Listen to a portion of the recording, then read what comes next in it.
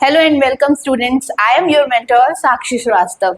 ठीक है, तो हम लोग लास्ट में अपना चैप्टर पढ़ रहे थे life line of national economy. ठीक है, फर्स्ट पार्ट उसका डल गया है, सेकंड पार्ट आज पढ़ेंगे हम। ठीक है, तो देखिए हमने लास्ट क्लास में क्या क्या पढ़ लिया था। मीन्स ऑफ लाइफ लाइन्स हमने पढ़ी थी। लाइफ लाइन कितनी थी हमारी? 4 थी। कौन कौन सी? एक तो मीन्स ऑफ ट्रांसपोर्ट, ठीक है, second communication, third trade and fourth tourism. ठीक है, तो हमने स्टार्ट किया था मीन्स ऑफ ट्रांसपोर्ट। ठीक है, मीन्स ऑफ ट्रांसपोर्ट में भी उसके अंदर आता है लैंड ट्रांसपोर्ट और वाटरवे ट्रांसपोर्ट या वाटरवेज या रेलवेज और एयरवेज। ठीक है, ये सब आते हैं। हमने कंप्लीट कर लिया था रोडवेज। ठीक है, रोडवेज या फिर रेलवे का पाइपलाइन, ये सब कंप्लीट करा था। ठीक है, आज हम उसका सब हेडिंग का सेकंड पार्ट करेंगे विच इज वाटरवेज। ठीक है, वाटरवेज एंड एयरवेज करेंगे। लास्ट टाइम हमने रोडवेज कर लिया था, तो आज स्टार्ट करते हैं हम वाटरवेज। ठीक है, वाटरवेज नाम से ही पता चल रहा है, वाटर मीन्स पानी और वेज मीन्स उसके रास्ते। ठीक है, पानी के रास्ते। ठीक है, अब वाटरवेज, वाटरवेज के हम कैरेक्टरिस्टिक्स जानते हैं सबसे पहले। ठीक है, it is the cheapest transport. ठीक है, ये कैसा ट्रांसपोर्ट है? Cheapest in comparison to road and air. ठीक है, अगर हम रोड और एयर से ट्रेवल करेंगे उससे ज्यादा चीप हमें कौन सा ट्रांसपोर्ट पड़ेगा? Water transport. ठीक है, it is use for heavy L and बल्कि गुड्स ट्रांसपोर्टेशन। ठीक है, ये यूज किसमें होता है? हैवी या बल्कि गुड्स को ट्रांसपोर्ट करने में। Okay, this is more fuel efficient and eco friendly. ये बहुत ज्यादा इफिशियंट है और इको फ्रेंडली है। ठीक है, तो वाटरवेज के कैरेक्टरिस्टिक्स हो गए।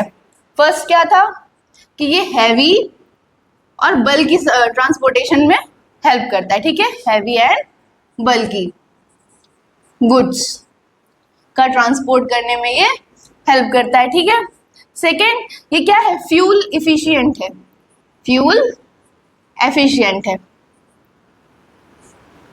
एफिशिएंट और इको फ्रेंडली भी है। ठीक है, एंड इको फ्रेंडली मतलब कोई ज्यादा हार्म नहीं करता ये हमारे इन्वायरमेंट को, दैट्स व्हाई ये इको फ्रेंडली है। ठीक, और क्या था ये कि चीपेस्ट ट्रांसपोर्ट है। वाटरवे क्या है? Cheapest transport. ठीक है, इसका जो ये तो नेचुरल है, मैं ठीक है, ये आर्टिफिशियल बहुत कम है। अभी आपको पोर्ट्स में बताऊंगी वो कुछ आर्टिफिशियल है।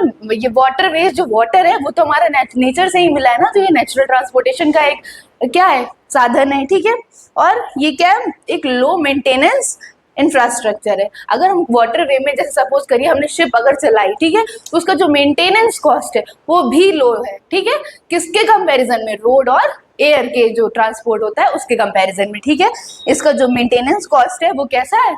लो है। लो मेंटेनेंस इंफ्रास्ट्रक्चर कैसा है ये? Low maintenance infrastructure. ठीक है, इसके इंफ्रास्ट्रक्चर में बहुत ज्यादा कैपिटल नहीं यूज होती है। ठीक है, और ये क्या करता है? Offer high capacity cargo investment. ठीक है, या मूवमेंट हाई कैपेसिटी, इसकी कैपेसिटी होती है जो वाटरवेज होते हैं इस पे, अगर जैसे जो भी आप शिप चलाएंगे, ठीक है, उसकी क्या कैपेसिटी होती है कि वो कार्गो का इधर से उधर मूवमेंट कर देता है, इसकी हाई कैपेसिटी होती है। ठीक है, high capacity of cargo movement. Cargo में सामान समझ लीजिए। ठीक है, high capacity of cargo movement.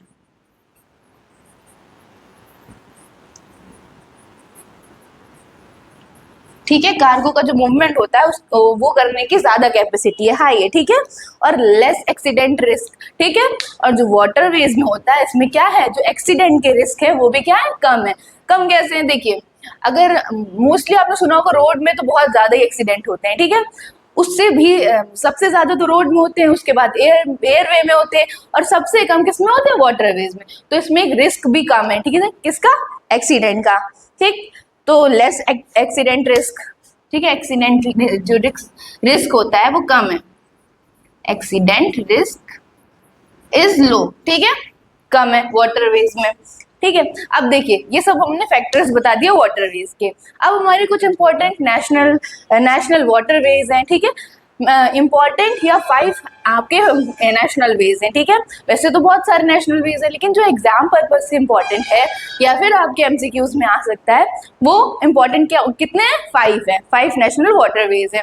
ठीक है, अब देखते हैं कौन कौन से नेशनल वाटरवेज हैं। ठीक है, और उनमें आपको ये भी याद रखना है कि कौन सा नेशनल वाटरवे कहाँ से कहाँ तक जाता है और कौन सी रिवर सिस्टम में बना है, ठीक है, और कितने किलोमीटर्स का है, ये तीनों चीज आपको ध्यान रखनी है। तो हमारा जो फर्स्ट नेशनल वाटरवे, देखिए नेशनल वाटरवे को हम NW से रिप्रेजेंट करते हैं, ठीक है। नेशनल वाटरवे 1 ये हमारा जाता है इलाहाबाद से हल्दिया, ठीक है, इलाहाबाद टू हल्दिया, ये हमारा नेशनल वाटरवे 1 है। अब इलाहाबाद से हल्दिया जाता है तो कौन से रिवर सिस्टम या कौन सी रिवर में बना है, तो ये बना है गंगा, ब्रह्मपुत्र और हुगली, ठीक, इन तीनों रिवर के कॉम्बिनेशन से ये नेशनल वाटरवे बना है, ठीक है। ये वाली रिवर हो गई या रिवर सिस्टम हो गया, ठीक है, और इलाहाबाद से हल्दिया तक जाता है। इसकी जो डिस्टेंस है वो कितने किलोमीटर, सबसे ये लॉन्गेस्ट हमारा नेशनल वाटरवे है। कितनी है डिस्टेंस, 1620, मतलब 1620 किलोमीटर्स, ठीक है, इतनी इसकी क्या है लेंथ है, ठीक है। और ये हमारा लॉन्गेस्ट नेशनल वाटरवे है, ठीक है, लॉन्गेस्ट नेशनल वाटरवे 1, ठीक है। अब नेशनल वाटरवे 2 पढ़ते हैं। नेशनल वाटरवे 2 ये कहां से कहां तक जाता है, ये डुबरी टू सादिया, ठीक, डुबरी टू सादिया, ये आपका असम साइड जाता है, ठीक है। ये हमारा नेशनल वाटरवे 2 हो गया। अब इसकी जो लेंथ है वो कितनी है, 891 किलोमीटर, ठीक है, 891 किलोमीटर्स, ठीक। अब ये कौन सा रिवर में बना है, ये बना है ब्रह्मपुत्र रिवर, ठीक है, ब्रह्मपुत्र, ये मेनली अरुणाचल प्रदेश के साइड है, ठीक है। ये कौन से रिवर पे बना है, ये ब्रह्मपुत्र रिवर पे, ब्रह्मपुत्र रिवर, ठीक है। ये रिवर्स डिस्टेंस और कहां से कहां तक प्लेस, ये आप लोग लर्न करेंगे, ठीक है।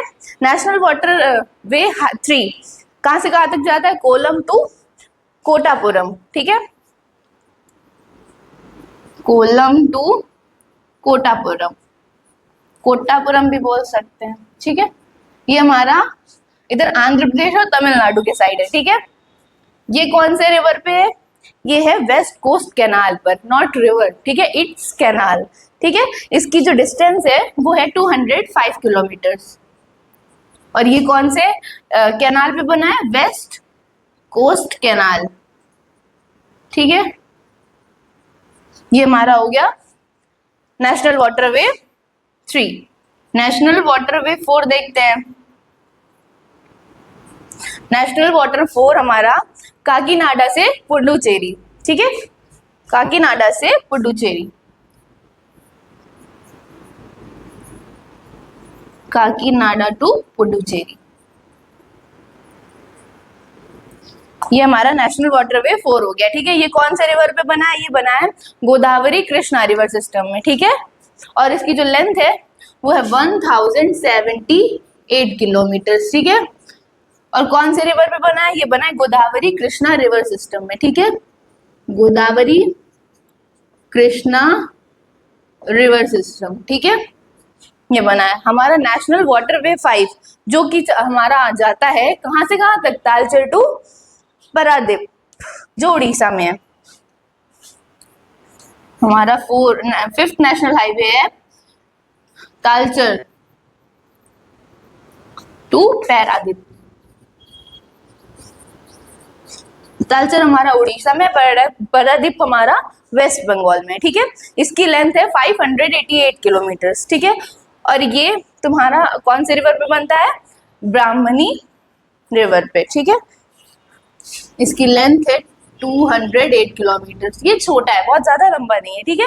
इसकी जो रिवर है या रिवर सिस्टम है वो कौन सा है, महानदी और ब्राह्मणी रिवर, ठीक है, महानदी और ब्राह्मणी रिवर, ये उड़ीसा के साइड फ्लो होती है। ये हमको रीजन नहीं दिख रहा है उड़ीसा के साइड, ठीक है। तो ये हमारे कुछ नेशनल वाटरवेज है, ठीक है।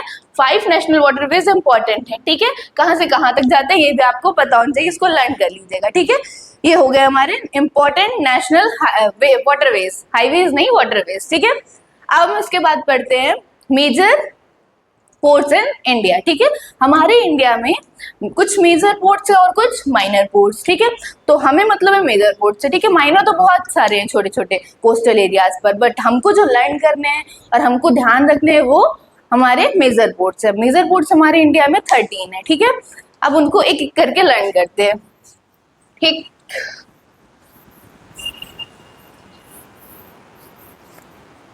मैप के थ्रू हम लर्न करेंगे तो जल्दी लर्न हो जाएगा, ठीक है। देखिए अब कुछ पोर्ट्स के नेम भी चेंज हुए हैं, वो भी आपको ध्यान रखना है, ठीक है। ये मैं साउथ इंडिया का मैप बना रही हूँ, ठीक है, कि कोस्टल पार्ट हमारा साउथ इंडिया में ही है, ठीक। ये हमारा साउथ इंडिया का रीजन हो गया। सबसे पहला पोर्ट हमारा आता है दीनदयाल उपाध्याय, पंडित दीनदयाल उपाध्याय पोर्ट, ठीक है। ये कहाँ है? ये हमारे गुजरात में, यहाँ पर है पंडित दीनदयाल पोर्ट, ठीक है। ये हमारा फर्स्ट पोर्ट हो गया गुजरात में, ठीक है। और नेक्स्ट हमारा हो गया मुंबई पोर्ट, मुंबई पोर्ट हो गया, ठीक। इसी के जस्ट नीचे हमारा JNPT पोर्ट है। JNPT, इसको न्यावा शेवा भी इसका नया नाम है, ठीक है, न्यावा शेवा भी बोला जाता है, न्यावा शेवा पोर्ट, ठीक। उसके बाद हमारा कौन सा पोर्ट आ जाएगा? मोरमुगांव पोर्ट, जो कि हमारा गोवा में। ये दोनों पोर्ट हमारे मुंबई में, ठीक है। मोरमुगांव पोर्ट ये हमारा गोवा में है, ठीक है, गोवा में। नेक्स्ट हमारा है मैंगलोर, मैंगलोर ये कर्नाटक में, ठीक है, मैंगलोर पोर्ट, ओके। नेक्स्ट हमारा जो पोर्ट है वो है कोचीन पोर्ट, ठीक है, जो कि तमिलनाडु में है। कोचीन है, कोची पोर्ट, ठीक है। अब कोची पोर्ट तमिलनाडु में, इसको हम कभी कभी एक अदर नेम से भी जानते हैं, उसको क्या कहते हैं? Queen of the Arabian Sea. Queen of the Arabian Sea इसको क्यों कहा था? बिकॉज एंशियंट टाइम पे यहाँ से बहुत सारे स्पाइसेस के ट्रेड होते थे, बहुत ज्यादा रिच था ये एरिया, ठीक है। और दूसरी बात, ये एक लगून पोर्ट है। लगून पोर्ट मतलब इसको नेचुरली सेफ्टी मिली हुई है, ये सेफेस्ट हार्बर है नेचुरली, दैट इज वाई इसको क्या कहते हैं? Queen of the Arabian Sea, ठीक है। इसको क्या कहते हैं? Queen of the Arabian Sea, Kochi port को queen of the Arabian Sea, Arabian Sea में इसलिए अरेबियन सी का क्वीन, ठीक है। नेक्स्ट हमारा कौन सा पोर्ट हो गया? तूतीकोरिन, ठीक है, ये भी तमिलनाडु में, तूतीकोरिन पोर्ट या वियो चिदम्बरम पोर्ट, ठीक है, इसको दोनों बोलते हैं। नेक्स्ट हमारा हो गया, ये भी तमिलनाडु में, ये यहाँ पे एन्नोर नहीं, चेन्नई पोर्ट, ठीक है। पहले हमारा आएगा चेन्नई पोर्ट, फिर आएगा एन्नोर पोर्ट, ठीक, चेन्नई पोर्ट, एन्नोर पोर्ट, फिर हमारा आएगा Visakhapatnam port, Visakhapatnam port, okay, ये हो गया। अब हमारा आएगा कौन सा? पारादीप पोर्ट, ठीक है। उसके बाद हमारा हुगली पोर्ट, ठीक है, यहाँ पारादीप पोर्ट जो कि उड़ीसा में है, यहाँ हुगली या कोलकाता पोर्ट, ठीक है। जो ये पारादीप पोर्ट है, ये इसका सब्स्टिट्यूट बनाया गया है, क्योंकि यहाँ पे बहुत बहुत पुराने टाइम से पहले तुम्हारी कैपिटल थी, ठीक है, और यहीं से बहुत ज्यादा बल्क में ट्रेड होता है, ठीक है। तो इसका जो लोड है उसको कम करने के लिए पारादीप पोर्ट इसका सब्स्टिट्यूट बनाया गया है, ठीक है, पहले ये नहीं था, ठीक। तो सब्स्टिट्यूट ऑफ कोलकाता पोर्ट, ठीक। अब कुछ कुछ इन्फॉर्मेशन हम इसके ही बताते हैं, ठीक है। जैसे तूतीकोरिन जो पोर्ट है वो extreme south yeast artificial port है, ठीक है, extreme south yeast artificial port, ये हमारा नेचुरल नहीं है, आर्टिफिशियल पोर्ट है, ठीक है, आर्टिफिशियल पोर्ट कौन सा? तूतीकोरिन, ठीक है। अब देखिए जो ये मैंगलोर मरमुगांव जो पोर्ट है, यहाँ से बहुत ज्यादा ट्रेड किसका होता है? आयरन ओर का, ठीक है। हमने आयरन ओर आपको पढ़ाया है लास्ट लेक्चर में, आप देख लीजिएगा, ठीक है। तो इन दोनों पोर्ट से कौन कौन से? मरमुगांव और मैंगलोर पोर्ट से बहुत ज्यादा किसका ट्रेड होता है? आयरन का ट्रेड, ठीक है। बस यही आपको जानना था। तो बस ये सारे हमारे पोर्ट्स हो गए, इनको आप मेमोराइज कर लीजिएगा। ये हमारे 13 मेजर पोर्ट्स है, ठीक है, रेगुलेटेड बाय गवर्नमेंट, ठीक है। तो ये हमारे 13 मेजर पोर्ट्स हो गया। दैट्स इट, वाटरवेज में बस इतना ही था। जो लर्निंग फैक्टर था वो मैंने आपको बता दिया, ज्यादा थ्योरी इसमें पढ़नी नहीं है। नेक्स्ट हमारा है एयरवेज, ठीक। लैंड हो गया, वाटरवेज या रोड, पहले हमारा रोडवेज हो गया, फिर वाटरवेज, अब हम पढ़ रहे हैं एयरवेज, ठीक है, मतलब हवा के थ्रू जाना या हवा का रास्ता, ठीक है, एयरवेज। ठीक, एयरवेज तो सबको ही पता है क्या होता है, बस फैक्टर्स कैरेक्टरिस्टिक्स देख लेते हैं, ठीक है। Air travel is the fastest transportation, ठीक है, ये कैसा है, वो चीपेस्ट था, कौन सा, वाटरवे, ये कैसा है, फास्टेस्ट ट्रांसपोर्ट है, ठीक है, कंफर्टेबल भी है और प्रेस्टिजियस भी है, ठीक है, कंफर्टेबल एंड प्रेस्टिजियस। तो पहली तो बात ये है, क्या है, कंफर्टेबल, प्रेस्टिजियस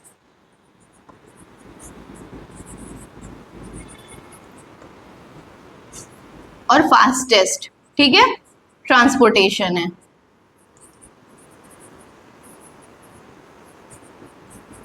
ओके, फर्स्ट हमारा फैक्टर ये हो गया। नेक्स्ट फैक्टर देखते हैं, ठीक है, it is easily reaching the challenging terrain, ठीक है, मतलब अगर कोई डिफिकल्ट टेरेन हुआ, डिफिकल्ट टेरेन मतलब जैसे बहुत ज्यादा हिली रीजन हुआ, माउंटेन रीजन हुआ, यहाँ पे हमारी रोडवेज नहीं चल पाएंगी क्योंकि रोड कंस्ट्रक्ट ही नहीं हो पाएंगी। अगर बहुत ज्यादा स्लोपी रीजन हुआ तो नहीं हो पाएंगे, ठीक है। वाटरवेज भी हमारा उसको चाहिए फ्लैट या थोड़ा बहुत जो हमारा खराब रीजन होता है वो उसमें चल जाता है, ठीक है। लेकिन अगर बहुत बड़े बड़े माउंटेन्स होंगे, ठीक है, या कोई डेजर्ट्स होंगे, वहां पे ये पॉसिबिलिटी इनकी कम है, ठीक है, मतलब ना के बराबर है, ठीक है। लेकिन जो हमारा एयरवेज है वो डिफिकल्ट टेरेन में भी चल सकता है। अगर माउंटेन होगा तो उसके ऊपर से भी निकल जाएगा, ठीक है, डेजर्ट एरिया होगा वहां पे भी निकल जाएगा। अगर सोचिए डेजर्ट एरिया है, वहां पे आपको रोड कंस्ट्रक्शन में भी दिक्कत होगी, ठीक है, वहां वाटरवेज तो चलेंगे ही नहीं क्योंकि पानी ही नहीं है, ठीक है। तो इनकी एक लिमिट है, लेकिन जो एयरवेज है वो वहां चल सकते हैं, ठीक है। तो ये इजिली रीचेबल है हर डिफिकल्ट टेरेन में, ठीक है। तो ये फैक्टर हो गया। नेक्स्ट फैक्टर है हमारा जो एयर ट्रांसपोर्ट है वो नेशनलाइज्ड कब हुआ था। इंडिया में एयर ट्रांसपोर्ट को नेशनलाइज्ड किया गया था 1953 में, ठीक है। एयर ट्रांसपोर्ट को नेशनलाइज्ड, ये बीच बीच में जो ईयर बताते हैं ये आपको बहुत अच्छा फैक्चुअल इंफॉर्मेशन का काम करेगा, तो ये आप किसी भी आंसर्स में डाल सकते हैं, ठीक है। एयरपोर्ट को जो नेशनलाइज्ड किया गया था वो किया गया था 1953 में, ओके, लर्न दिस ईयर। तो 1953 में हमारे इंडिया में एयर ट्रांसपोर्ट नेशनलाइज्ड हो गया था। एयरपोर्ट नहीं, एयर ट्रांसपोर्ट, ठीक है, डन। अब देखिए जो एयर इंडिया है provide domestic and international transportation, ठीक है। जो एयरवेज है इससे हम डोमेस्टिक भी और इंटरनेशनली भी क्या कर सकते हैं, ट्रांसपोर्टेशन कर सकते हैं। बहुत सारे हमारे डोमेस्टिक फ्लाइट्स है और कुछ इंटरनेशनल भी है, जैसे कुछ हो गए, जैसे इंडिगो हो गई, ठीक है, स्पाइस जेट हो गई, ठीक, और आकाशा एयरलाइंस हो गई। बहुत सारी ऐसी एयरलाइंस है जो हमारे डोमेस्टिक और इंटरनेशनली दोनों वर्क करती हैं, ठीक है। लेकिन इतने सारे हमको बेनिफिट मिले हैं एयरवेज से, लेकिन फिर भी हमें एक क्या है, नेगेटिव इम्पैक्ट उसका पड़ता है। क्या नेगेटिव इम्पैक्ट है कि ट्रैवल रिमेन्स एक्सपेंसिव, ठीक है। जो एयरवेज का ट्रैवल है वो इन कंपैरिजन टू अदर क्या है, एक्सपेंसिव है, ठीक है। अगर आप बाय रोड जाएंगे या बाय रेलवे जाएंगे तो आपको एक ठीक अमाउंट पड़ जाएगा, ठीक है। लेकिन अगर आप बाय एयर जाएंगे तो आपको थोड़ा ज़्यादा एक्सपेंसिव पड़ेगा, ठीक है। लेकिन प्रेस्टिजियस है लेकिन एक्सपेंसिव भी है, ठीक है। तो ये इसका क्या है, एक डिसएडवांटेज है। अब कुछ एडवांटेजेस और डिसएडवांटेजेस हम पढ़ लेते हैं, किसके, एयरवेज के, ठीक है। एडवांटेजेस एंड डिसएडवांटेजेस सभी के होते हैं। अगर कोई हमको बेनिफिट दे रहा है तो पक्का वो कुछ हार्म भी देगा हमें, ठीक है। कोई ऐसी पर्टिकुलर चीज ही नहीं होती जिसके दोनों एस्पेक्ट्स ना हो, ठीक। एयरवेज के हम एडवांटेज एंड डिसएडवांटेज पढ़ते हैं, ठीक है, एडवांटेजेस एंड डिसएडवांटेजेस।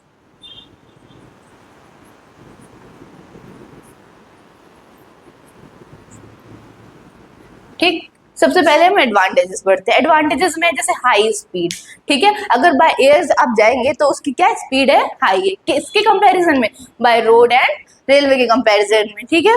तो क्या है, स्पीड हाई होती है, हाई स्पीड, ठीक है, और फ्लेक्सिबिलिटी भी बहुत ज्यादा होती है, ठीक है। इसको कंपेयर करके पढ़ रहे हैं हम रोड और रेलवे के ट्रांसपोर्टेशन से, ठीक है।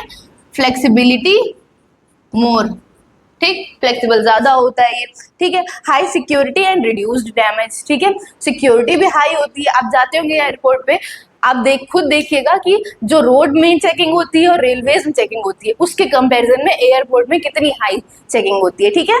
तो हाई सिक्योरिटी भी है और रिड्यूस डैमेज है, ठीक है। हाई सिक्योरिटी में मिलती है, हाई सिक्योरिटी, और डैमेज भी हमें कम होता है, ठीक, कम डैमेज होता है। ये हमारे क्या एडवांटेजेस हैं, ठीक। नेक्स्ट एडवांटेजेस हमारा क्या है, लोअर पैकिंग रिक्वायरमेंट, ठीक है। मतलब जो अगर आप एयरवेज से जाएंगे आपको बहुत ज्यादा लगेज कैरी नहीं करने दिया जाएगा, ठीक है। एक लिमिटेड अमाउंट होता है, उतना ही आप कैरी करके ले जा सकते हैं, ठीक है। जैसे हम लोग बाय रोड अगर जाते हैं या बाय ट्रेन जाते हैं तो कितना बड़ा बड़ा हो सामान हो, यूज का ना हो, लेकिन फिर भी हम उसको लेके जाएंगे, ठीक है। तो ऐसा एयरवेज में नहीं कर सकते, उसमें क्या है, एक लोअर पैकेजिंग रिक्वायरमेंट है, ठीक है। Lower packaging requirement, lower packaging requirement,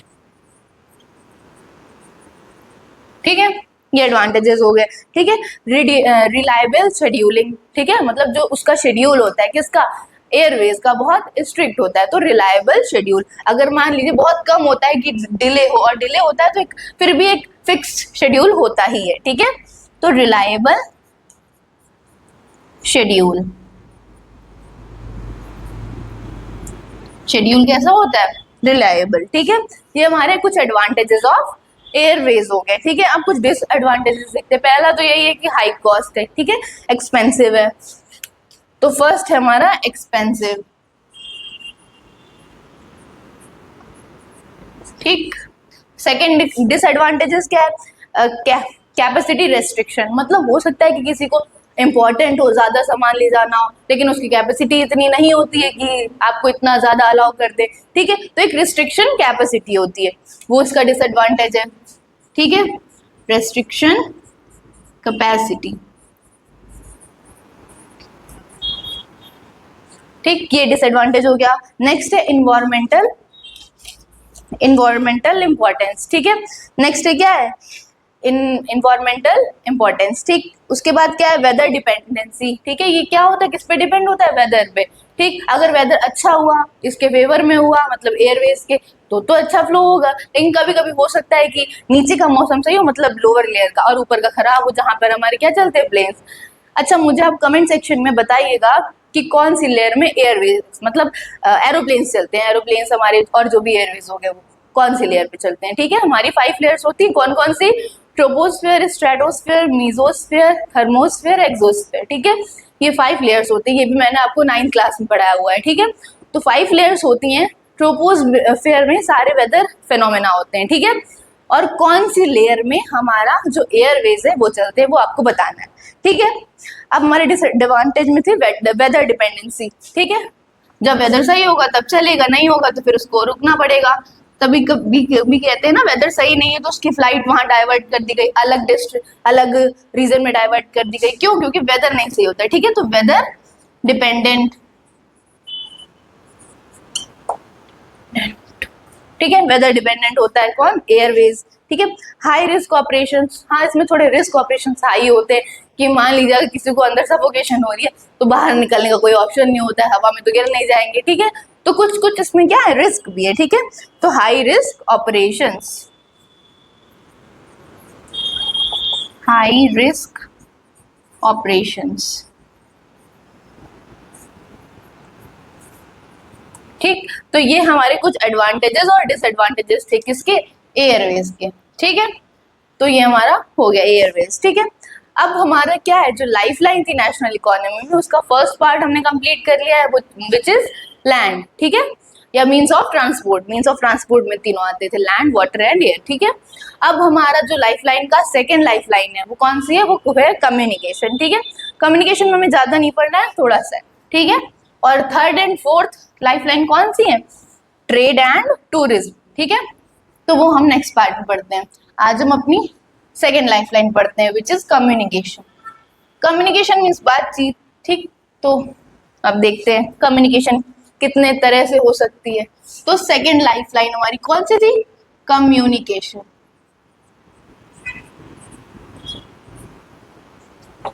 second life line communication, ठीक है। देखिए communication is vital for information exchange, ठीक है। जो कम्युनिकेशन है बहुत इंपॉर्टेंट रोल प्ले करता है किसमें, जो हमारी इंफॉर्मेशन है उसको एक्सचेंज करने में, ठीक है। ये हमारा कम्युनिकेशन होता है, ठीक। तो वाइटल रोल प्ले करता है, वाइटल रोल होता है किसमें, इंफॉर्मेशन एक्सचेंज में, ठीक है। इंफॉर्मेशन को शेयर करने में कम्युनिकेशन का एक बड़ा रोल होता है, ठीक। ये तो पता ही आपको व्हाट इज कम्युनिकेशन, ठीक है। अब जैसे कैसे ये इंफॉर्मेशन को एक्सचेंज करेगा, ठीक है। एग्जांपल देते हैं, जैसे इंडियन पोस्टल नेटवर्क, ठीक है। क्या हो गया हमारा इंडियन पोस्टल नेटवर्क, ठीक है। ये लार्जेस्ट वर्ल्ड वाइड है, ठीक है। ये बहुत ज्यादा इसका जो नेटवर्क है ये क्या है, वर्ल्ड वाइड है, ठीक है। ये रिटर्न मेल में भी हो सकता है या फिर ऑनलाइन के थ्रू भी हो सकता है। तो पहला क्या है, Indian postal network, Indian postal network. ये ऑनलाइन बहुत कम हो सकता है, क्यों, क्योंकि पोस्टल बोला है ना, पोस्टल मतलब बाय पोस्ट, ठीक है। तो बाय पोस्ट तो मैन ही जाएगा, मैन जाएगा, किसी ट्रांसपोर्टेशन से पहुंचाया जाएगा। तो क्या है, ये कम्युनिकेशन का साधन है, ठीक है। इसके थ्रू हम कम्युनिकेशन कर सकते हैं। और किसके किसके थ्रू कर सकते हैं, और हम कर सकते हैं फर्स्ट क्लास मेल। अब फर्स्ट क्लास मेल ये क्या हो गया, देखिए ये समझाते हैं। फर्स्ट क्लास मेल, अब फर्स्ट क्लास लगा है मतलब थोड़ा एडवांस होगा, ठीक है। फर्स्ट क्लास मेल मतलब थोड़ा मॉडिफाइड, थोड़ा अच्छा फॉर्म, ठीक है। इसमें आते हैं हमारे एयर लिफ्टेड बिटवीन स्टेशंस, ठीक है। फर्स्ट क्लास मेल का मतलब होता है जो एयर बाय एयर जो कम्युनिकेशन हो जाए, ठीक है। अब वो बाय किसी भी ट्रांसपोर्टेशन से हो, ठीक है, लेकिन बाय एयर ही होनी चाहिए, ठीक है। तो ये हमारा कौन सा कम्युनिकेशन का टाइप हो गया, फर्स्ट क्लास मेल, ठीक है। तो ये हमारा फर्स्ट क्लास मेल हो गया, ठीक। नेक्स्ट हमारा सेकंड क्लास मेल। अब नाम से ही समझ में आ रहा है, फर्स्ट क्लास है तो उसको ज्यादा अच्छा होगा, सेकंड क्लास है तो थोड़ा कम, ठीक है। इट इंक्लूड्स बुक, ठीक है। बुक है, न्यूज़पेपर है, पीरियोडिकल्स है, ये सब किसमें इंक्लूड होते हैं, सेकंड क्लास मेल में, ठीक है। तो ये भी एक टाइप है सेकंड क्लास मेल। इसमें एयरलिफ्ट मटेरियल्स होते हैं, एयरलिफ्ट मटेरियल्स, ठीक है। इसमें हो गया बुक्स, पैम्पलेट्स, ठीक, पैम्पलेट्स, ठीक। ये सब हो गए इसमें किसमें, सेकंड क्लास मेल में। न्यूज़पेपर्स हो गए, पीरियोडिकल्स हो गए, न्यूज़पेपर हो गया और पीरियोडिकल्स जो पीरियोडिक टाइम में निकलते हैं, पीरियोडिकल्स। ये सब किसका एग्जाम्पल है, सेकेंड क्लास मेल का, ठीक है। नेक्स्ट हमारा है टेलीकॉम नेटवर्क, ठीक है। टेलीकॉम नेटवर्क क्या हो गया, जैसे हमारा India is one of the Asia's largest telecom network, ठीक है। जो इंडिया है वो एशिया में, नॉट ऑन द वर्ल्ड, ठीक है, वर्ल्ड में नहीं, सिर्फ एशिया में जो इंडिया है वो हमारा एक लार्जेस्ट किसका नेटवर्क है, टेलीकॉम का नेटवर्क है, ठीक है। जैसे एसटीडी फैसिलिटीज हो गया, ये सब किस में आते हैं, टेलीकॉम नेटवर्क में, ठीक है। तो नेक्स्ट हमारा हो गया टेलीकॉम नेटवर्क, टेलीकॉम नेटवर्क, ठीक है। और इंडिया लार्जेस्ट है, वन ऑफ द लार्जेस्ट है, not largest, one of the largest है किसमें, एशिया में, नॉट इन वर्ल्ड, ठीक है। नेक्स्ट हमारा हो गया मास कम्युनिकेशन। मास कम्युनिकेशन क्या है, मास के लेवल पे जो कम्युनिकेशन होता है उसको मास कम्युनिकेशन कहते हैं, ठीक है। तो मास कम्युनिकेशन देखते हैं, ये पर्सनल कम्युनिकेशन था। अब हम मास कम्युनिकेशन पढ़ेंगे। हमने 2 टाइप्स पढ़े थे कम्युनिकेशन में, जब मैंने आपको सबसे पहले फ्लो चार्ट में बताया था। वो फर्स्ट था personal communication and second mass communication. तो अब हम मास कम्युनिकेशन पढ़ेंगे, ठीक है। मास कम्युनिकेशन, ठीक है। पहली बात तो मास कम्युनिकेशन से हमें क्या क्या बेनिफिट है, देखिए पहले तो अवेयरनेस मिलती है हमें, ठीक है। प्रोवाइड्स एंटरटेनमेंट भी प्रोवाइड होता है, अवेयरनेस भी मिलती है, ठीक है। अबाउट नेशनल प्रोग्राम, ठीक है। मास लेवल पे होंगे तो ज्यादा से ज्यादा डिस्टेंस का हमको पता चलेगा कि नहीं, ठीक। अगर पर्सनल लेवल पे होंगे तो एक लिमिट होगी कि हाँ इतने डिस्टेंस का हमको पता चल सकता है, लेकिन मास कम्युनिकेशन में रीजन जो होगा वो लार्ज होगा, ठीक है, उसका फील्ड लार्ज होगा, तो हमें नेशनल लेवल पे भी मिल सकती है इन्फॉर्मेशन और अवेयरनेस, ठीक है। अब इसका एग्जाम्पल देख लीजिए, जैसे रेडियो हुआ, ठीक है। रेडियो में एक आकाशवाणी चैनल आता है, ठीक है। जैसे टेलीविजन हो गया, टेलीविजन में सबसे पॉपुलर एक हमारा चैनल है दूरदर्शन, ठीक है, बहुत ओल्ड है। जैसे न्यूज़पेपर हो गया, डिफरेंट लैंग्वेज में आते हैं, जैसे गुजराती भी आता है, इंग्लिश भी आता है, हिंदी भी आता है, ठीक है। तो ये सब एग्जाम्पल हो गया हमारे मास कम्युनिकेशन का। तो कम्युनिकेशन एक छोटा सा लाइफ लाइन थी, तो वो मैंने आपको बढ़ा दी। तुम्हारी 2 लाइफ लाइन फिनिश हो गई हैं, मोड्स ऑफ ट्रांसपोर्टेशन और कम्युनिकेशन, ठीक है। नेक्स्ट लेक्चर में हम 2 अदर लाइफ लाइन पढ़ेंगे, कौन कौन सी, trade and tourism. So thank you for watching this lecture. Do like, share, subscribe the Divine Word of Education channel. Thank you.